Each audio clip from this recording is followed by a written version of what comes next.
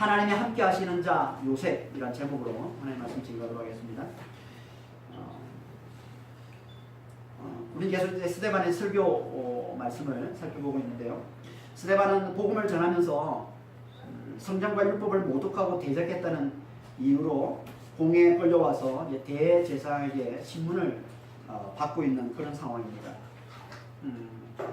이제 자기 변호할 차례가 되자 그는 자신이 전하는 복음은 절대 성전과 율법에 대한 하나님의 말씀에 위배되는 게 아님을 이스라엘 전체 역사를 통해 긴 이야기식으로 변정을 하고 있습니다.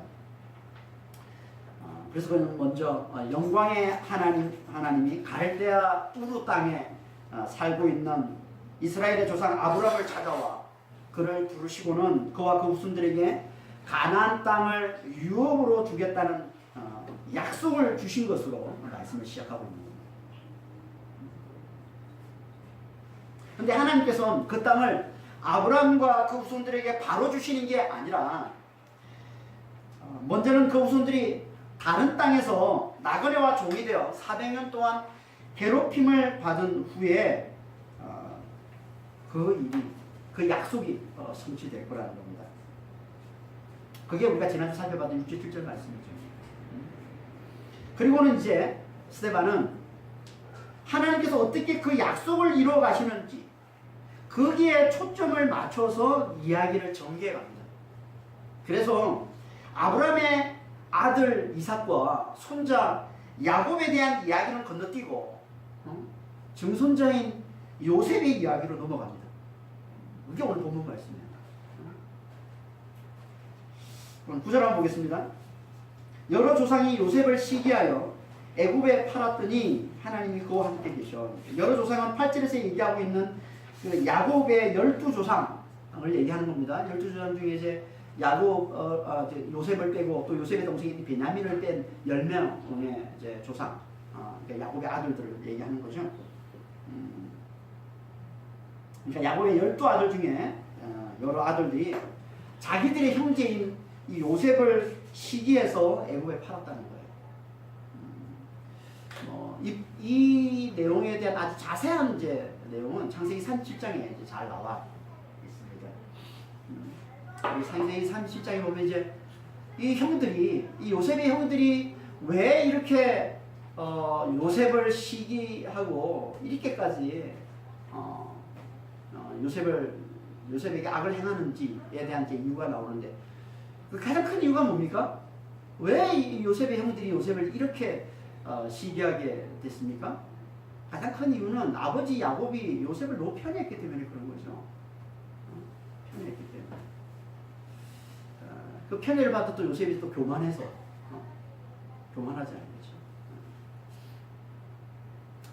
않겠죠. 야곱은 여러 이제 아내들 중에서 특히 이제 라헬을 사랑했습니다. 라헬. 근데 이 라헬이 일찍 죽잖아요.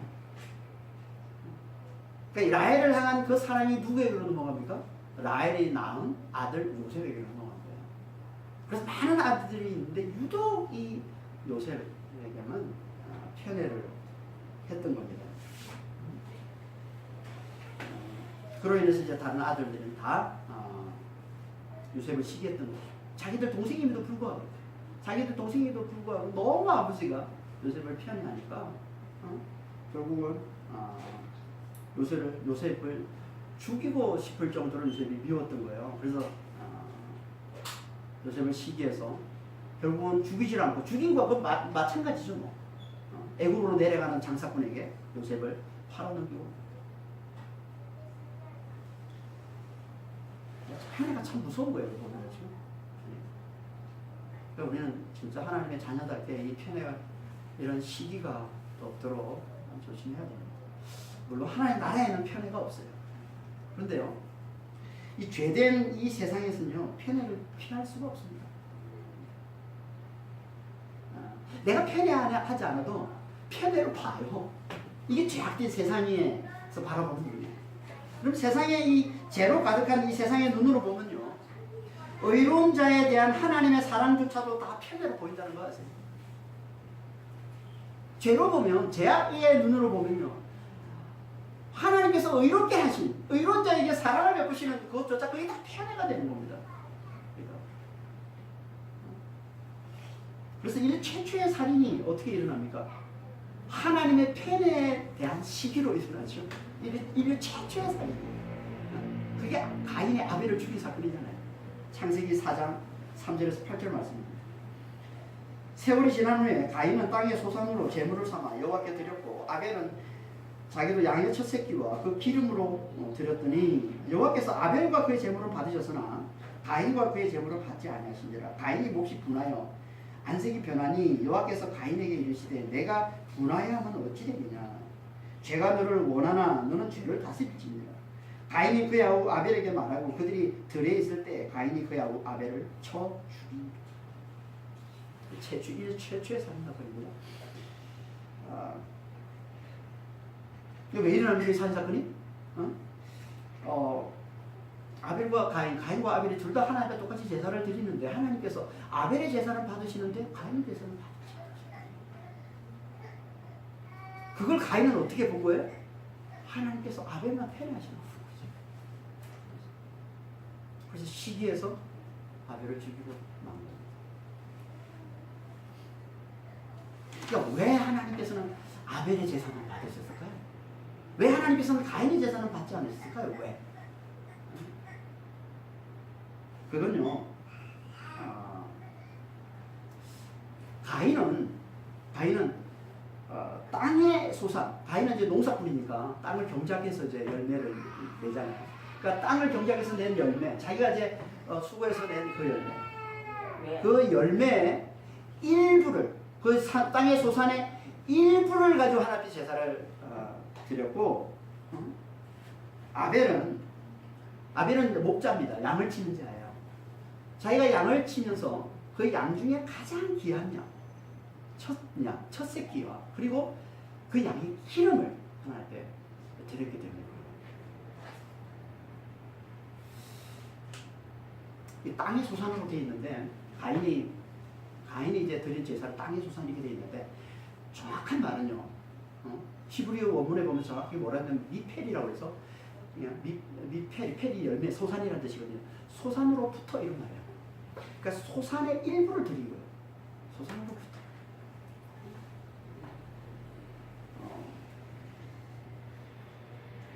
그러니까 가인은 제사를 드리는데, 그러니까 제사를 드려야 된다고 하니까 드린 거예요, 제사를. 제사를 드리긴 했지만, 그냥 마지 못해서 자신이 가진 것에 그냥 일부를 드려서 그냥 제사를 드린 거예요. 하지만 아벨은 어떤 마음으로 제사를 드렸냐면 하나님을 가장 귀한 분으로 여기는 마음으로 제사를 드린 거예요. 그래서 첫 새끼를 드리고 가장 귀한 그 양의 가장 귀한 게 기름이거든요. 기름. 그 기름을 하나님께 드린 거예요. 그래서 잘 보면 하나님께서 제사를, 그러니까 제사만 받지 않으신 게 아니라 뭐라고 그래요? 가인과 그의 제사를 받지 않았다고 그래요. 그리고 아벨과 그의 제사를 받은 거예요. 그러니까 어떤 마음으로 제사를 드리냐가 너무너무 중요한 겁니다. 어떤 마음? 가인은 그냥 맞지 못해서 제사를 드리니까, 그러니까 자기 소산적인 일부러 그냥 제사를 드려야 되니까 그냥 일부러 하나님께 드린 거예요. 하지만 아벨은 그렇지 않았다는 거예요. 하나님을 가장 귀한 분으로 여기고 가장 귀한 것을 하나님께 드렸다는 겁니다. 그러면 하나님은요, 하나님을 창조주 하나님으로 알아보고, 그리고 자신을 그 창조주 하나님의 은혜로 사는 피조물로 알아보고, 하나님을 가장 귀한 분으로 여기며 드리는 제사, 그 제사를 하나님께 하십니다. 그럼 이게 예배예요.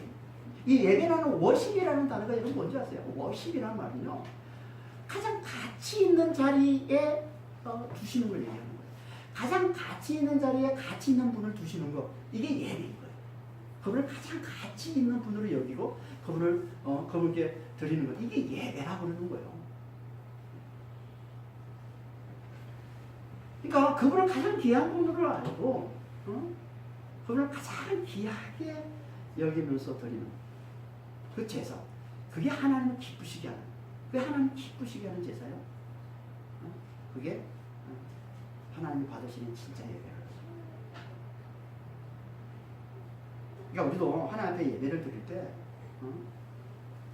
하나님은 가장 귀한 분으로 여기서 드리는 그 마음을 가지고 하나님께 예배를 드려야 되는 거예요.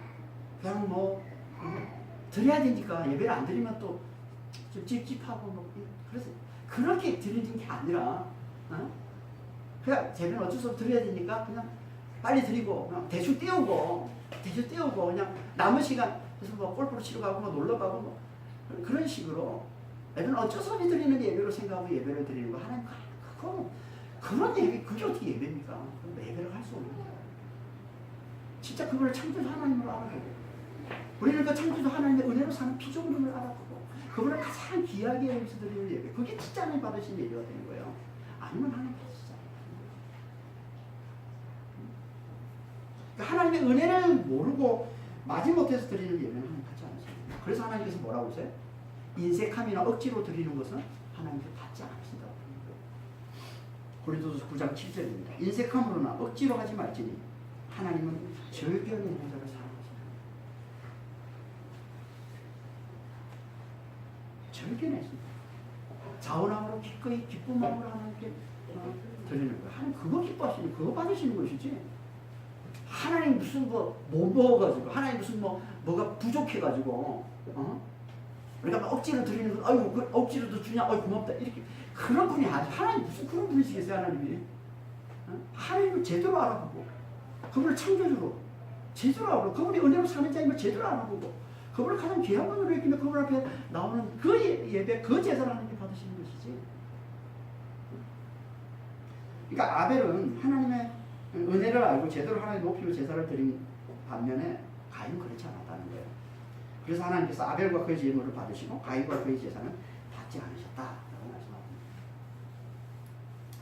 하지만 하나님의 은혜를 모르고 오직 자기를 위해서만 살아가는 이 죄인들은 이걸 깨닫지를 못해요.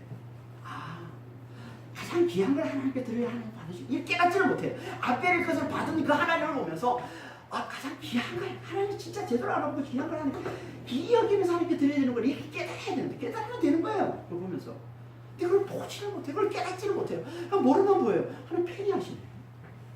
왜 나도 제사를 드리는데 내 걸 안 받으셔? 아니 왜 잠깐만 받아? 하나님 편리하신 하나님이네. 그러면서 하나님의 그 사랑을 빼앗아간 그 자를 시기하고 질투해서 미워하고 죽이게 되는 겁니다. 이게 죄로 어두워진 인간들이 이 세상의 모습인 거예요. 모든 걸 다 편리의 눈으로 봐요. 다 모든 걸. 이 세상에서 다 그런 거예요. 그래서 남이 좀 살 때마다 배 아프고 다 그런 거 아니에요. 다. 우리는 다 그런 눈으로 보게 돼 있습니다. 자기 중심으로 사니까 모든 게 자기 중심으로 사니까 내게 이런 일이 생겨 내게 보상이 주지 않고 내 걸 받아주지 않고 나는 인정하지 않으면 다 편해야 다. 그래서 시기하고 질투하고 미워하고 원망하고 불평하는 사는 거죠.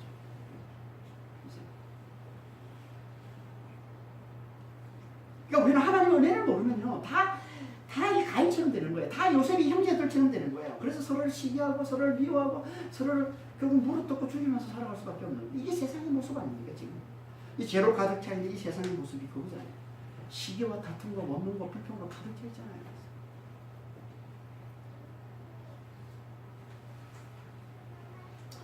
하지만 세상을 지으신 하나님은요 세상의 이 죄악 가운데서도 능히 당신의 뜻을 이루어 가시는 분이십니다. 다시 말해서 세상을 지으신 하나님은요 얼마든지 그 죄악을 들어서 아브라함과 맺은 하나님의 그 언약을 이루어내시는 분이시라는 겁니다. 그래서 형들의 시기로 애국으로 팔려간 요셉과 하나님이 함께 하셨다. 하나님이 함께 하셨다. 여러분 전능하신 하나님께서 창조주 하나님께서 함께 하신다는 게 뭘 말하는 겁니까? 그건 곧 구원을 말하는 거예요. 그건 곧 형통을 말하는 거예요.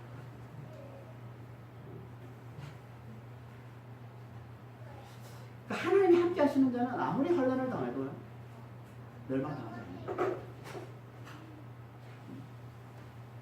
그리고 그는 하는 일마다 형통하게 되어서 마침내 성공하고 승리하게 되어 있다는 겁니다. 마침내 온전한 구원에 이르게 되어 있다는 겁니다. 이게 하나님이 함께 하십니다. 그래서 창세기 39장에 보면 하나님의 함께 하심에 대한 이야기가 풍성하게 나와 있는 말씀이 창세기 39장 말씀이에요. 37장에 요셉이 애굽으로 팔려가는 이야기가 나오고요. 이제 39장에는 애굽으로 팔려간 이 요셉이 애굽에서 하나님께서 그와 함께 하심으로 어떤 축복을 받게 되는지가 나온 이야기가 이제 39장 말씀이죠. 창세기 39장에 보면 하나님께서 요셉과 함께 하심으로 어떤 일이 일어납니까? 멸망당하지 않고. 그렇잖아요. 거의 팔려갔으면 이제 끝난 거로 봐야 되는데, 죽은 거로 봐야 되는데, 그렇죠? 망하지 않고 오히려 종으로 팔려간 그 바로의 친위대장 보디발의 집에서 하늘마다 형통하게 되는 역사가 나타나요. 또 억울한 누명을 쓰고 감옥에 들어가서도 거기서도 동일하게 하늘마다 형통하게 되는 역사가 나타납니다. 그게 다 그 말씀을 잘 보면 그 앞에 뭐가 있냐면 하나님이 그와 함께 하십니다. 하나님이 그와 함께 하십니다. 그리고 마침내 애굽 왕 바로 앞에서도 형통하게 되어서 애굽을 다스리는 자, 애굽의 통치자가 되죠. 이걸 요약해서 말씀하고 있는 게죠. 오늘 본문의 10절의 말씀이에요. 10절 한 구절을 통해서 이걸 다 요약해서 말씀하고 10절 한번 보겠습니다. 그 모든 환난에서 건져내사 애굽 왕 바로 앞에서 은총과 지혜를 주시매 바로가 그를 애굽과 자기 온 집의 통치자로 세웠느니라. 하나님께서 요셉과 함께 하심으로 그에게 나타난 놀라운 축복을 두 가지로 말씀해 주고 있어요. 두 가지로. 첫 번째가 뭡니까? 하나님께서 그를 모든 환난에서 건져주셨다는 겁니다. 하나님께서 함께 하시니까 하나님이 함께 하시니 모든 환난에서 그를 건져주시는 놀라운 축복을 그러니까 어떤 환난도 그를 삼키지는 못해요. 하나님 함께하는 자는 어떤 환난도 삼키지는 못해요. 여러분 하나님 함께 하시니까요. 세상에 어떤 어려움을 만나고 어떤 환난을 만나고 어떤 고통을 만나도 반드시 거기서 벗어납니다. 반드시 거기서 건짐을 받습니다. 구원을 받습니다. 이게 하나님이 함께 하시는 능력이에요. 함께 하시는 능력. 이 하나님 우리와 함께 하시는 게 얼마나 귀한 거예요. 하나님 우리와 함께 하십니다. 하나님 요셉과만 함께 하십니까? 아니잖아요. 하나님은요 요셉처럼 하나님의 언약을 붙들고 사는 하나님의 백성들, 하나님의 언약의 백성들, 그 하나님은 함께 하십니다. 그래서 그들을 모든 위기 가운데서, 그들의 모든 환난 가운데서 그들을 건져주시는 거예요. 그러니까 우리는 이제 하나님 우리와 함께 하시면 좀 잘 알아보고, 우리가 환난 가운데 있다 할지라도 그분을 반드시 우리를 구원해 주시면 알고 그 구원을 기다리는 삶을 우리가 잘 살아가면 되는 거예요. 그분이 우리와 함께 하시면 좀 잘 알아요. 지금 어려움이 있습니까? 지금 고통이 있나요? 지금 혹시 위기 가운데 있는 사람이 있습니까? 하나님 함께 하세요. 하나님 함께 하시니까 하나님을 붙드세요. 그럼 반드시 그 하나님께서 그 위경에서, 그 환난에서 건져주십니다. 요셉을 건져주신 거죠. 여러분 요셉에게 하나님께서 요셉을 이 환난에서, 모든 환난에서 건져주신 이 이야기는 뭘 미리 예표로 보여주는 이야기냐면, 요셉의 이 후손들이, 이제 아브라함의 후손들, 장차 이제 아브라함의 후손들이 애굽으로 들어가서 4년 동안 종살이하고 나그네, 이 요셉이 처음에 애굽에 들어갈 때 종으로 들어간 것처럼 똑같이 이 요셉의 후손들, 이스라엘 백성들이 애굽으로 종으로 들어가잖아요. 그래서 환난을 당하잖아요. 400년 동안 괴롭힘을 받잖아요. 그래서 어떻게 된다고요? 반드시 아무리 극심한 환난을 당한다 할지라도 반드시 하나님께서 그 이스라엘 백성들을 구원해 내실 것을 미리 예표로 미리 보여주는 말씀이기도 한 겁니다. 요셉의 이 구원 이야기는. 그러니까 하나님 반드시 아브라함과 맺은 이 언약을 반드시 이루어내실 걸 이 요셉을 통해서 미리 보여주고 있는 거예요. 그래서 종으로 팔려간 요셉이 구원받는 이야기를 하는 거예요. 그 애굽에서 구원받는 이야기를 하는 거예요.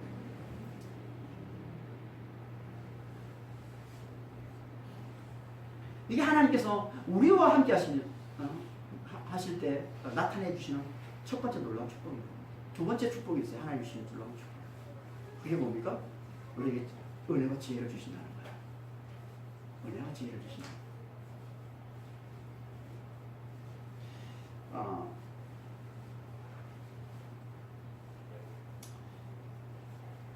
요셉은 하나님께서 은혜와 지혜를 주셔서 애굽 왕이 바로 앞에서 애굽과 그 온 집을 다스리는 자, 다시 말해서 애굽의 통치자로 세움받게 만드십니다. 이게 하나님께서 주신 은혜와 지혜라는 거예요. 하나님께서 거기에 은혜와 지혜를 주심으로 바로 앞에서, 아니 바로가 그를 들어서 애굽의 통치자로 삼는 그런 놀라운 축복을 주셨다는 거예요. 은혜와 지혜를 주셨다는 게 무슨 말이에요? 하나님께서 은혜와 지혜를 주셨다는 거예요. 이 말은요, 하나님께서 그에게 형통케 되는 은혜와 또 이웃을 형통케 하는 지혜를 주셨음을 말씀합니다.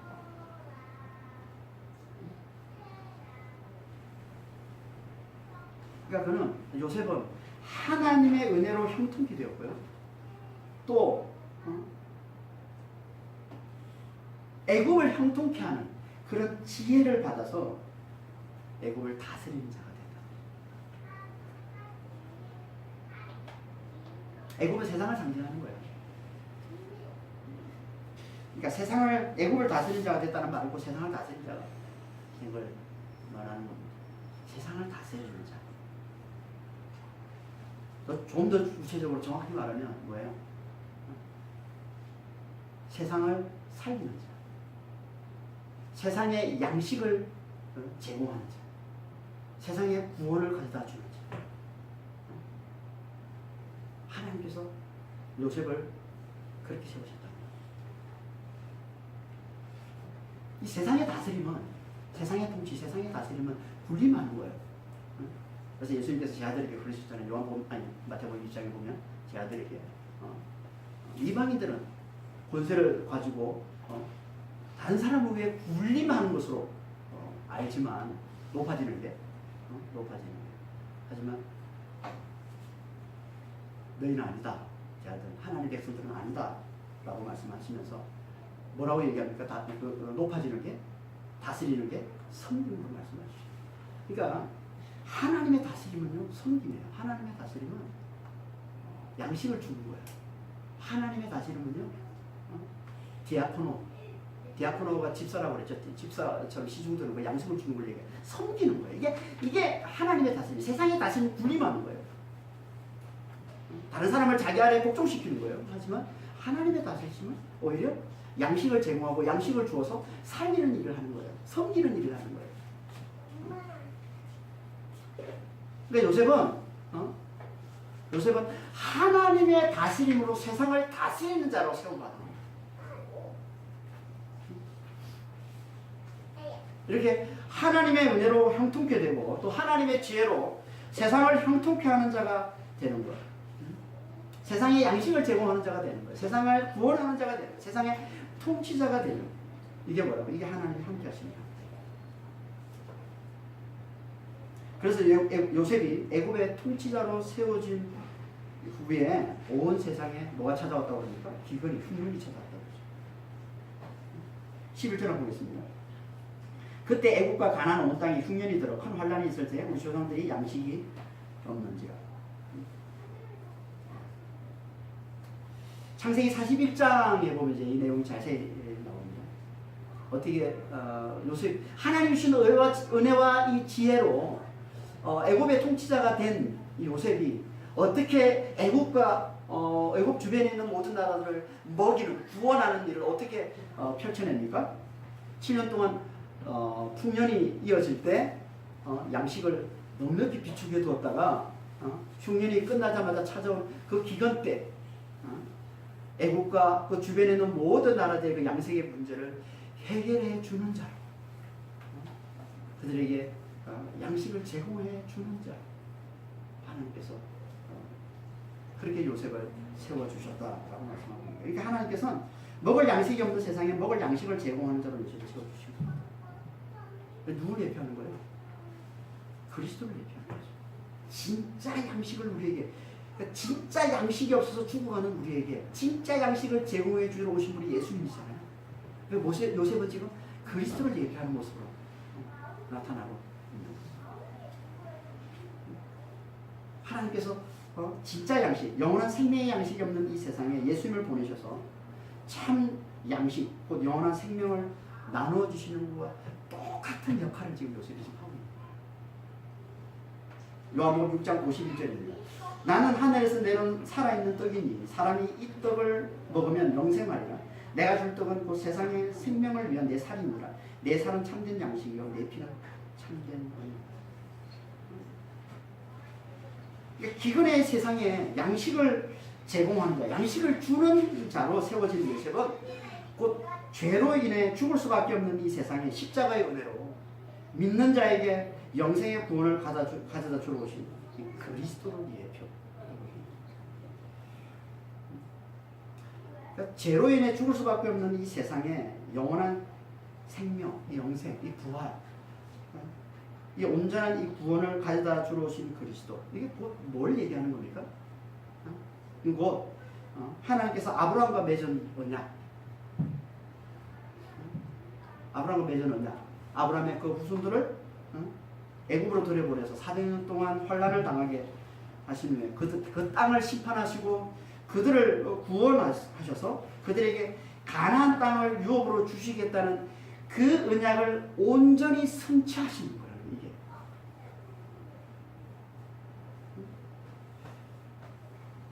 그러니까 애국과 가나안 땅, 애국과 이 가나안 땅은 이 세상과 이 하나님 나라를 상징을 하는 거라고 했습니다. 그러니까 하나님 아브라함과 맺는 그 언약은 진짜 언약은 뭐예요? 이 세상, 하나님께서 당신 백성들을 이 세상에 보내셔서 환난을 당하게 하시고는 하나님께서 이 세상을 심판하시고 당신 백성들을 이 세상에서 건져내셔서 하나님 나라 그 영생과 부활을 영원토록 온전히 누리는 그 유업을 주시겠다는 게 이게 진짜 언약이잖아요. 하나님의 진짜 언약.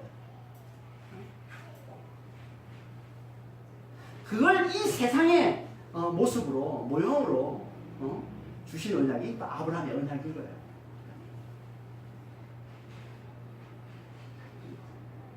그러니까 그 진짜 언약을 성취하시는 분, 그분이 그리스도인 것이고 그분을 예표로 보여준 자가 바로 요셉. 이제 요셉은 하나님의 언약 백성들이 반드시 구원에 이르게 됨을 보여주는 예표임과 동시에 그 언약 백성들을 구원에 이르게 하는 구원자 그리스도를 또 예표하는 자가 됩니다. 그래서 스데반이 조상들 중에 유독 이 요셉에 대해서만 깊이 이야기를 하고 있는 거예요.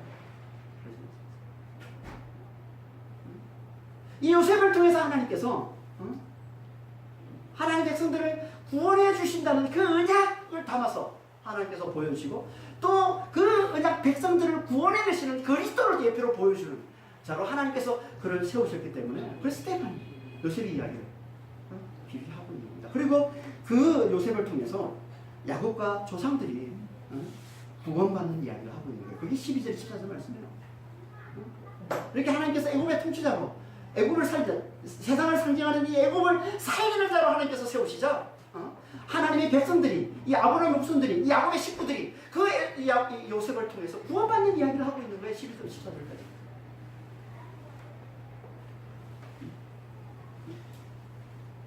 기근이 환란이 이 가나안 땅을 살고 있는 이 야곱 식구들에게 당연히 들이닥쳤겠죠. 그들이 애굽에 양식이 있다는 얘기를 듣고서 애굽에 이제 양식을 얻기 위해서 내려가는 그 과정, 그 점차 이제 결국 그들이 애굽으로 내려가는 그 과정을 그래도 뭐 요약해서 얘기하고 있긴 하지만 자세히 기록하고 있어요. 11절 14절까지. 이들이 야곱의 식구들이 이 세 차례에 걸쳐서 애굽으로 내려가는 이야기를 하고 있습니다. 그렇잖아요. 그냥 이걸 뭐 중요하지 않으면 그냥 애굽의 통치자가 요셉이 애굽의 통치자가 되고 그래서 기근이 찾아와서 야곱의 식구들이 다 애굽으로 내려갔다. 그러면 되는 거잖아요. 15절에 맨 앞에 나오는 요 말씀 한 구절 하면 되는 거예요. 야곱의 식구들이 애굽으로 내려갔다. 그러면 되는데 굳이 앞에 조상들을 보내고 아들들을 보내고 재차 보내고 또 요셉에게 알려지고, 그러니까 42장에 창세기 42장에 46장까지 있던 그 이야기를 비교적 좀 자세하게 설명하고 있는 거죠. 여기 보면요, 두 번째 제차 요셉이 제차 이제 야곱 아들들이에요. 이스라엘 조상들이죠. 조상들이 내려가게 되면서 이제 요셉에게 알려집니다. 요셉에게 알려지죠. 그리고 또 바로에게도 알려집니다. 그래서 바로가 그 아버지 요셉의 아버지와 그 모든 형제 식구들을 다 이제 애굽으로 오도록 초청을 합니다. 그렇죠. 근데 이거 보면 식구가 75명이라고 되어 있습니다. 이게. 근데 히브리 원문을 보면 실제로 우리가 앞에서 보면 창세기 이제 46장에 보면 나와 있는 27절에 보면 나와 있는데 26, 27절에 보면 70명으로 되어 있습니다. 근데 여기서는 75명이라고 기록하고 있는데요. 그건 여기 스데반이 그 히브리 원문, 이 구약은 원래 히브리로 되어 있는 거잖아요. 이 히브리 원문을 나중에 이제 이 랍비들이 디아스포라 유대인들은 그러니까 이 이스라엘에서 살지를 않고 그 이스라엘이 멸망당하면서 바벨론을 멸망당하면서 이제 전 세계에 흩어져 살고 있는 사람들은 이제 디아스포라 유대인이라고 해요. 흩어져 살면서 그들은 히브리어 말을 다 잊어버립니다. 그렇지 않겠어요? 뭐 다음 세대 우리 미국에서 뭐 2세, 3세만 돼도 다 한국말 잊어버리듯이 잊어버리는 거예요. 그 오랫동안 그 살았던 사람들은 거의 한 600년, 뭐 500년, 600년, 700년 그 살고 있으면 다 잊어버리죠. 그 후손들이. 그러니까 그 유대인들을 위해서 헬라어로 다시 이제 성경을 기록합니다. 그게 70인역이에요. 70인역. 이 구약을 헬라어로 다시 기록한 게 70인역입니다. 그런데 이 헬라어로 다시 기록을 하면서 랍비 70명이 모여가지고 헬라 이제 기록하게 되는데, 기록하면서 창세기 26장 20절 말씀을 히브리 원문과 좀 다르게 기록을 합니다. 창세기 26장에 무슨 내용이냐면 이제 야곱의 식구들을 얘기하는 거예요. 야곱의 식구들 70명이 되는 야곱의 식구를 이제 열거하고 있는데, 그 중에 20절에 히브리 원문에는 요셉의 두 아들만 언급하고 있어요. 요셉의 두 아들이 누굽니까? 머나세와 에브라임이에요. 두 아들만 언급하고 있는데 70인용, 그러니까 헬라어로 이 히브리 원문을 번역을 하면서 70인용에는 여기다 추가를 했어요. 5명을 더. 누굴 추가했냐면 거기에 머나세 아들과 에브라임의 두 아들과 그리고 머나세, 에브라임 각각 손주 하나씩 5명을 여기다 더 추가한 거예요. 야곱의 이 식구들 숫자에 5명을 더 추가한 거예요. 그래서 75명이 된 거예요. 그 72명을 그대로 인용해서 지금 스데반은 75명으로 기록하고 있는 거예요. 그 왜 구약에는 70명인데 왜 여기는 75명이냐? 그래서 그런 거예요. 이렇게 모든 자주 야곱 관계의 모든 친족들이 이제 초청을 받아서 애굽으로 다 내려오게 되는 거예요. 이 내려오는 이 과정을 자세하게 지금 기록하고 있는 거예요. 지금. 이 언약이 이루어지는 이제 시작이잖아요. 아브라함의 후손들이 애굽으로, 다른 땅 애굽으로 들어가서 거기서 400년 동안 환난을 당하다가 하나님이 그들을 건져내시는 이야기가 언약인데, 이제 언약이 시작이 되는 거예요. 자세히 얘기해 주는 거예요. 그리고 잘 보면 야곱은요 애굽으로 내려가는 걸 대단히 거부하고 있는 그런 모습이 이 말씀 속에 영역히 나타납니다. 야곱은 어떻게든 애굽으로 내려가지 않으려고 그래요. 왜 그럴까요? 당연하죠. 이거는 왜냐하면 하나님께서 아브라함에게 그 조상인, 그 야곱의 조상인 할아버지인 아브라함과 또 아버지인 이 이삭에게 하나님이 찾아오셔서 뭐라고 그랬어요? 절대 애굽 땅으로 내려가지 말라고 계속 하나님 말씀하셨기 때문에 야곱이 그걸 너무나 잘 알고 있는 거예요. 그래서 저기는 절대 이 가나안 땅을 떠나지 않으려고 어떻게든 가나안 땅을 사수하려는 생각을 아마 가지고 있었을 거예요. 야곱은. 근데 흉년이 찾아오고 기근이 찾아오고 먹고 살 양식이 떨어지고 이러니까 안 내려갈 수가 없잖아요. 그러니까 내려가는데도 얼마나 이 야곱의 마음이 무겁겠어요. 근데 하나님께서 그 야곱에 찾아오셔가지고 그 마음을 가볍게 해주시는 거예요. 그게 창세기 26장 2절 3절 말씀이에요. 그 밤에 하나님이 이상 중에 이스라엘에게 나타나 이르시되 야곱아 야곱아 하시는지라 하나님이 이르시되 나는 내 아버지의 하나님이니 애굽으로 내려가기를 두려워하지 말라. 내가 거기서 너로 큰 민족을 이루게 하리라. 야곱은 이렇게 하나님부터 학답을 받고 이제 애굽으로 내려가게 되는 것이고, 그리고 애굽으로 들어가서 요셉의 보호하에 구원을 받아 누리게 되는 거죠. 그러니까 요셉은 그리스도의 예표로 먼저 구원을 받고, 그리고 자기 백성들을 구원하는 구원자의 역할로 나타나고 있는 겁니다. 그럼 이 이후에 이제 이 요셉의 후손들이, 이 야곱의 후손들이 이제 애굽 땅에 정착하게 되고 400년 동안 그 땅에서 종살이하며 환난을 당하고 핍박을 당하며 살다가 하나님께서 애굽을 심판하시고 이제 그들을 거기서 건져내셔서 가나안 땅을 유업으로 주시게 되는 거죠. 그걸 미리 예표로 보여주는 거예요. 이 요셉의 이야기. 요셉의 이 구원받은 것, 그리고 요셉에게 하나님이 이 은혜와 이 지혜를 주셔서 애굽의 통치자, 애굽을 세상을 먹여 살리는 자, 세상을 구원하는 자로 삼으시는 이 이야기를 통해서 미리 하나님께서 반드시 그 언약을, 아브라함과 맺은 그 언약을 반드시 이루실 것을 예표로 미리 보여주고. 그런데 요셉이 어떻게 구원을 받고 은혜와 지혜를 받았다고요? 하나님이 그와 함께 하십니다. 하나님이 그와 함께 하십니다. 그러니까 하나님이 함께 하시면요, 우리가 구원을 받고 또 은혜를 받고 또 지혜를 받아서 우리가 형통함을 누리면서 또 다른 사람을 또 형통케 해주는, 내가 구원을 받아 누리면서 또 다른 사람을 구원에 이르게 해주는 그런 삶을 살게 된다는 거예요. 하나님이 함께 하시는 게 너무 중요해요. 하나님 누구와 함께 하신다고요? 하나님과 언약을 맺은 언약 백성들. 하나님과 언약을 맺은 이 아브라함의 후손들. 그 백성들과 하나님 함께 하시는 거예요. 그 백성들의 표가 뭘까요?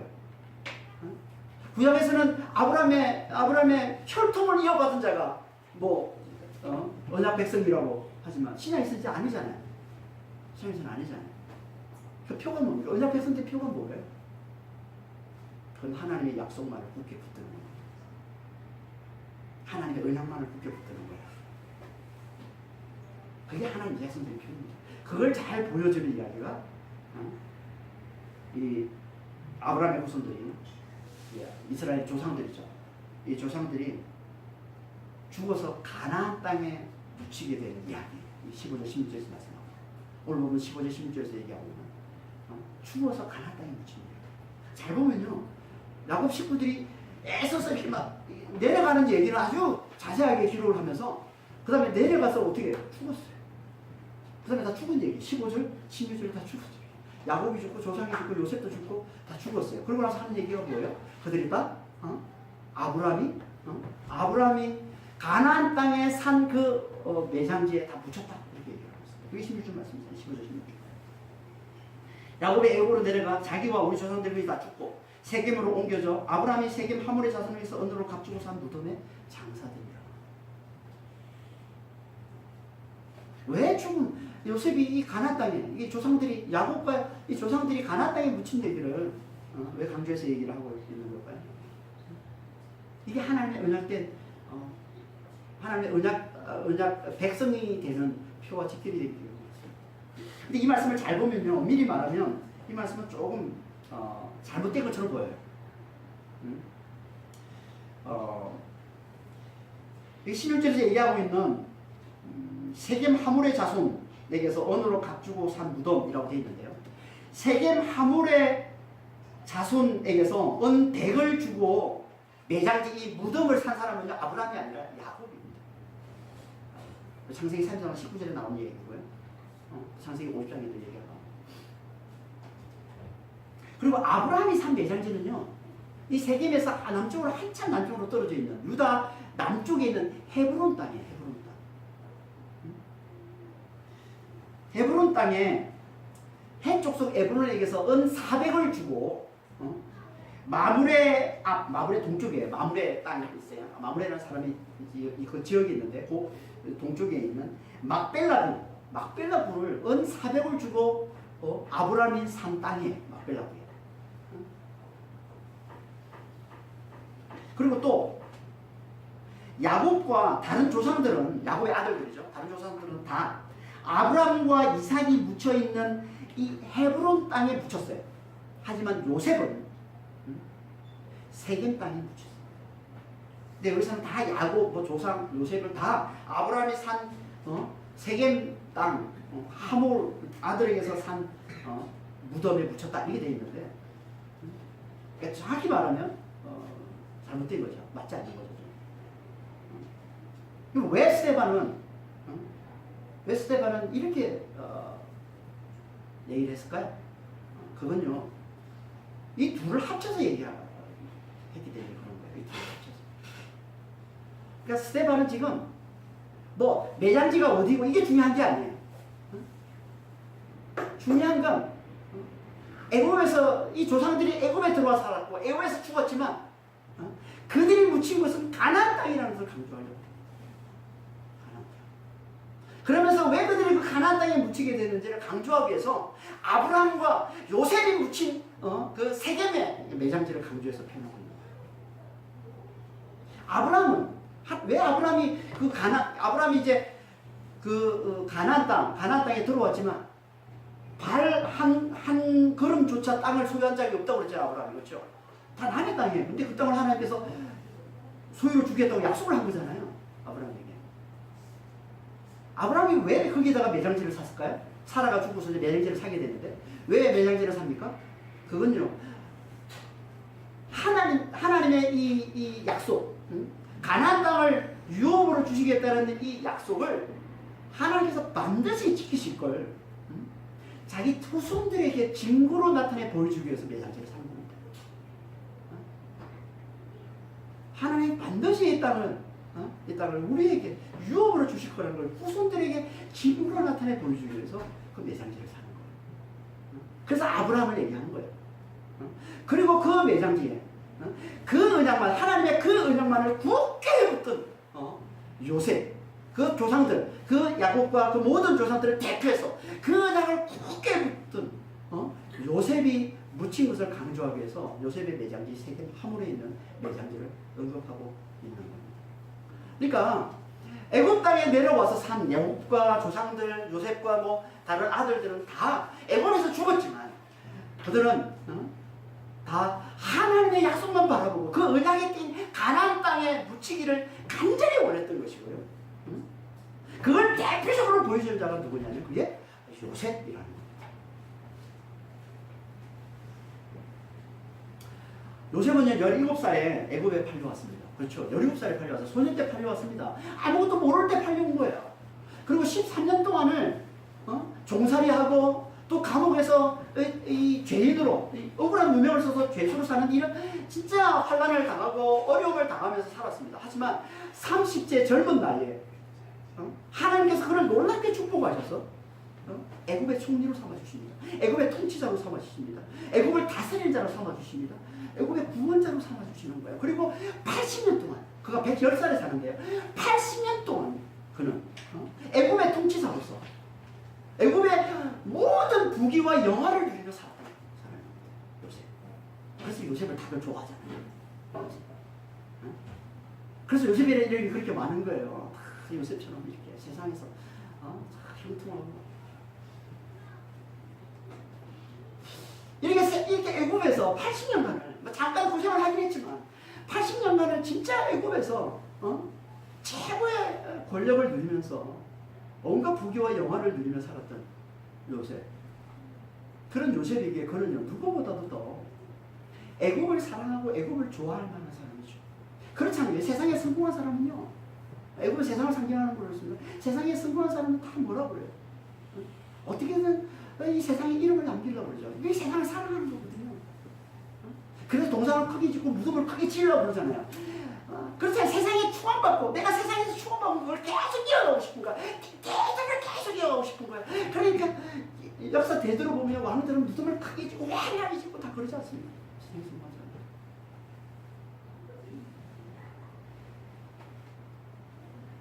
그러니까 누구보다 그래서 많은 사람이 요셉이잖아요. 요셉이잖아요. 근데 요셉은 그러지 않았다.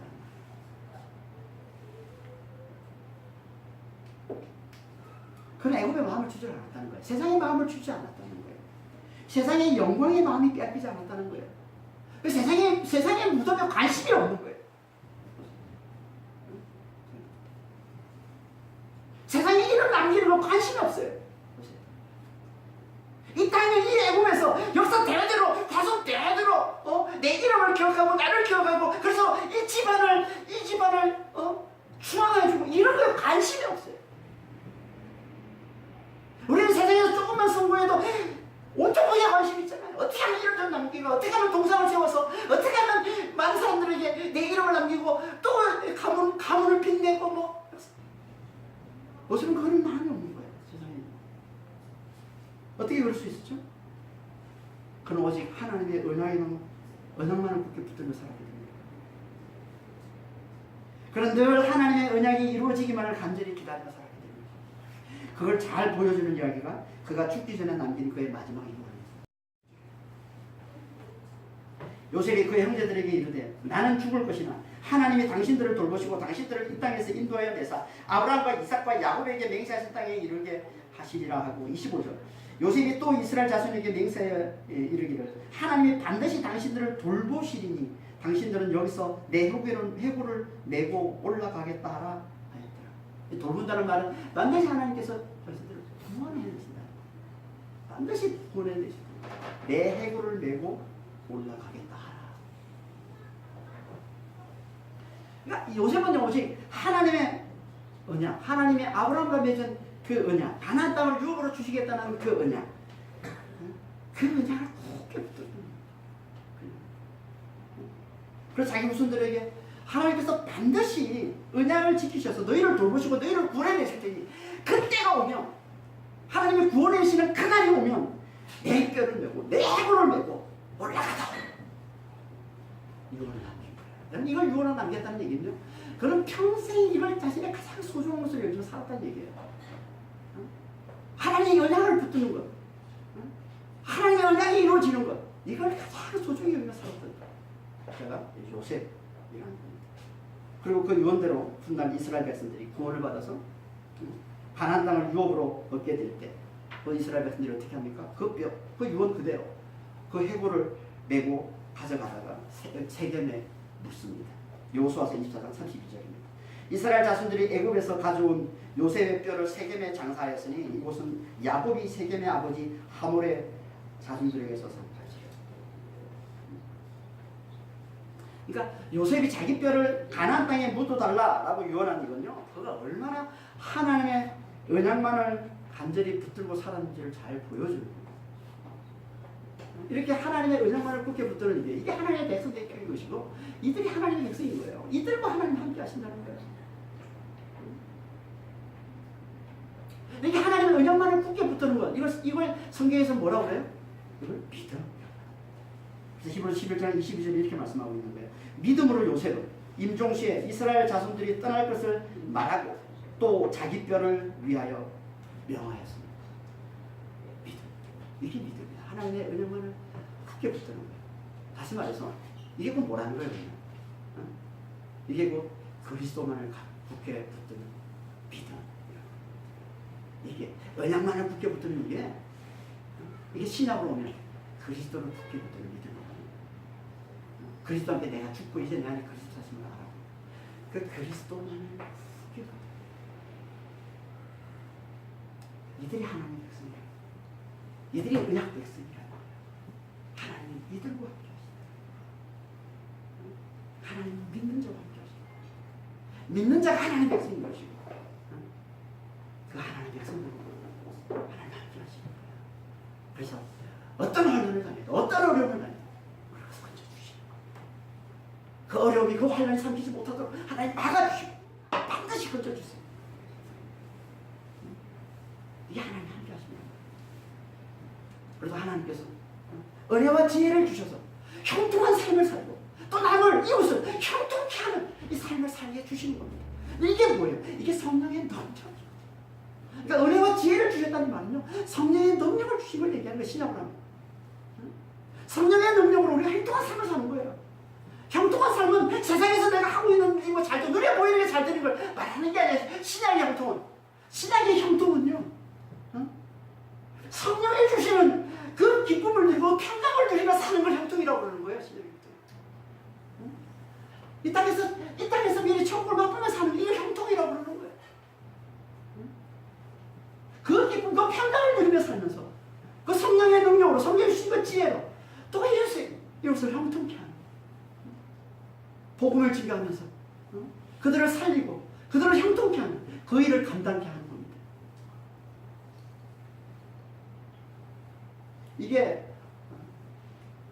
하나님이 함께 하시는 자의 삶의 모습이라는 겁니다. 그러니까 우리는 요셉이 하나님의 은약만을 굳게 붙든 것처럼 십자가로 그 은약을 성취하신 그리스도만을 굳게 붙들면 되는 거예요. 그럼 아니 성취하기도 전에 그 은약이 주었는데 그 은약만을 굳게 붙들었던 요셉이 있는데 우리는 그 성취를 누리는 자들이잖아요. 그 은약을 성취한 것을 알고 있는 자들이잖아요. 그리스도가 그 은약을 성취하시고 그래서 우리에게 성령을 부어주신 걸 알고 있는, 그걸 누리고 있는 자들이잖아요. 그러니까 얼마나 더 그리스도를 잘 붙들 수 있습니까? 성취가 되기 전에 약속을 붙드는 것보다 성취된 걸 붙드는 게, 아니 그게 훨씬 더 잘 붙들 수 있는 거 아닙니까? 그래서 진짜 우리는 그리스도를 잘 붙들어야 되는 게 맞는 거예요. 그리스도만 잘 붙들면 되는 게 맞는 거예요. 요셉이 언약만 붙들고 살았던 것처럼, 흔히 이제 꿈 얘기를 많이 하는 거예요. 요셉이 꿈은 솔직히 하나님께서 이 요셉에게 그냥 넣어주신 것이 그 꿈을. 요셉이 내가 이런 꿈, 내 인생이 이런 꿈이 아니잖아요. 하나님의 언약을 담아서 꿈으로 해서 요셉에게 넣어주신 거예요. 그럼 평생 요셉은 그 언약의 꿈을 붙들고 살아간 겁니다.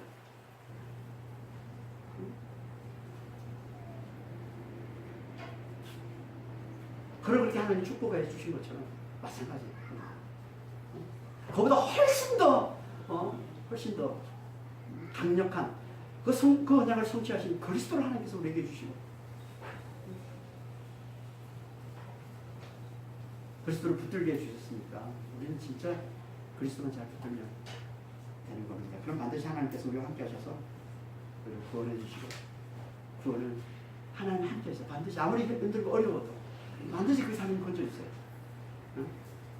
그래서 거치지 않고 반드시 성령의 능력으로 은혜와 이 지혜를 주셔서 이 세상에서 형통한 삶을 살게 하시고, 그리고 이웃을 다른 사람들을 형통케 하는 삶을 살게 해주시는 겁니다. 그러다 마침내 온전한 구원에 이르게 해주시는 것, 이게 하나님이 함께 하시는 하나님의 언약 백성들의 삶입니다. 그런 삶을 사시는 여러분들 되시 예수님을 축원 기도하겠습니다. 하나님 아버지, 우리의 모든 문제의 답은 하나님이 함께 하시는 겁니다. 요셉이 언약만을 굳게 붙들므로 하나님이 늘 그와 함께 하셔서 위경 가운데서, 환난 가운데서 그를 건져주시고, 또 은혜와 지혜를 주셔서 형통케 하시고, 또 세상을 다스리는, 세상을 섬기는 아버지여, 정말 놀라운 축복을 하나님 주셨던 것처럼 주님, 우리도 정말 그 언약을 성취하신 그리스도만을 굳게 붙드는 자가 되게 하셔서 하나님이 우리와 늘 함께 하시는 아버지 하나님, 그 삶 가운데서 늘 구원을 맛보며 누리게 하시고, 또 하나님 주시는 그 은혜와 그 지혜로 아버지 하나님, 이 세상에 이 구원의 이 복음을 잘 흘려주는 삶을 잘 살아내는 아버지 하나님, 정말 요셉과 같은 삶을 살아 저희들 다 될 수 있도록 저희를 축복해 주시고 인도하여 주시옵소서. 감사하며 우리 주 예수입니다.